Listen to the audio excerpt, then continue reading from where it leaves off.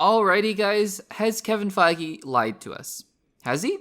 Well, here's the thing, right? Because when Kevin Feige says something about Marvel, we tend to believe it. If he doesn't want to say something, and usually, in interviews, he's asked very straightforward, point-blank questions, and he just avoids them. He's pretty good at that, being who he is, Kevin Feige.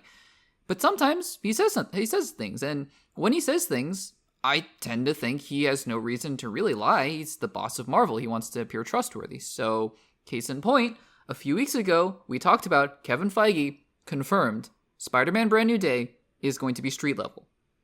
Or is it? Because in the weeks following that revelation, which we all had been thinking about, we all had been wondering about, and really I had been hoping for, we've gotten confirmation of Punisher. Okay, street level. That's very street level, actually. The Hulk? Really, the Hulk. Okay. Scorpion? Sure, maybe. And now, Tombstone. And I just don't know what to make of this movie anymore. Along with the plethora of rumors of other characters that might appear, we now have confirmation from Deadline, again, one of the more reputable sources in Hollywood, that is confirming Tombstone, a villain that had been rumored for a while now by some scoopers and leakers, is going to be in Spider-Man Brand New Day. This is what the Deadline article has to say. Quote, while production on Spider-Man Brand New Day has been paused, and that's because of Tom Holland's concussion, for a week after star Tom Holland suffered a concussion on set, casting on the project continues as Marvin Jones III has been tapped for the role of Tombstone, sources tell Deadline.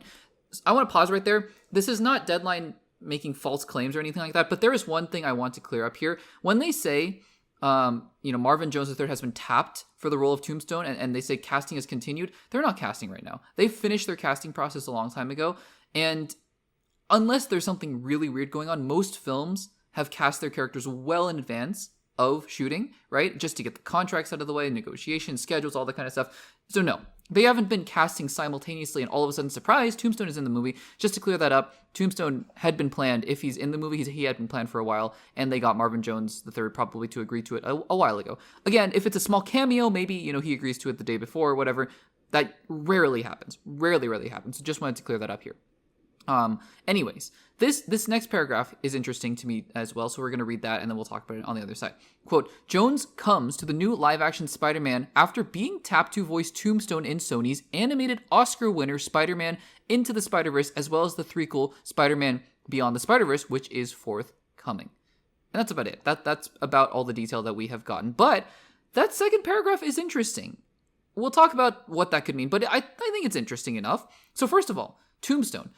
Tombstone, the character, is Lonnie Lincoln, and that name might be familiar for you guys who have been following on the channel, who have been watching the same kinds of things that I have been watching, because that character featured very prominently in Spider-Man, Your Friendly Neighborhood Spider-Man, the animated series that took place in a universe adjacent to the MCU. Daredevil appeared, Doctor Strange appeared, but really, that show did a good job of exploring the rogues gallery of Spider-Man in a way that seemed interesting, right? In a way that also was not, it was kind of street level, I suppose, but at this point, what do you call street level, right? I mean, when Kevin Feige says street level, does he mean literally just in the streets of New York? Because, I mean, sure, some of Doctor Strange in the Multiverse of Madness took place in the streets of New York. That movie is not street level, right? The beginning fight with the giant Gargantos eye monster, that was not street level, even though it literally took place on the street of New York, on a street of New York. Is that what Kevin Feige meant? Because honestly, I think what a lot of us thought when we heard street level Spider-Man was just solving crimes that were a little bit smaller, smaller scale, right? In New York. And I'm not saying that this, all these new confirmations are signs that we should be worried about Spider-Man Brand New Day and all this kind of stuff. No, not necessarily. But again, I mean, look at all these things that are adding up. Scorpion, Tombstone, Hulk, Punisher, whoever Sadie Sink is playing, who might be Mayday Parker for, all we know. It's getting a little interesting, right? Now, again, this Tombstone confirmation, it could be like Spider-Man Homecoming, where we had Shocker, we had Tinkerer, we had Vulture, but, the Shocker and Tinkerer, and there was Tinkerer 1, Tinkerer 2, Shocker 1 and Shocker 2. So, these roles could be very, very small. Again, though, I just have to wonder, how is this movie going to really be street level when it's starting to feel kind of crazy? Like, it's one thing if James Gunn says, we're going to have Mr. Terrific, we're going to have Hawkgirl, we're going to have Guy Gardner, we're going to have Metamorpho, we're going to have Lex Luthor, we're going to have the Hammer of Bravia, turned out to be Superman, Ultraman, the Engineer, and that movie had no qualms about not being street level. That movie was colorful and it was big and there was a kaiju, right? So, it makes sense. When you have characters that have traditionally been kind of bright and colorful in the comics, and have not necessarily been in street level affairs with Spider-Man, although, I guess Tombstone might be a little bit different. It just makes you kind of wonder, especially when a big giant green Hulk, maybe he's Gray Hulk, but let's assume big giant green Hulk is running around the streets of New York. So I don't know. I don't know what to make of this. I would be excited. I am excited. More characters is good, I think, but I'm just curious what the tone of this movie actually is going to be.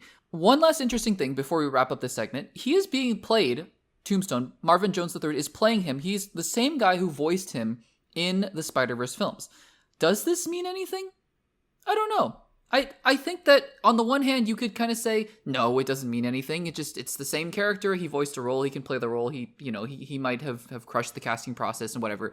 Maybe Sony was like, hey, we have this guy, what if we just call Marvin and be like, hey, do you want to play the role again? Could totally be that.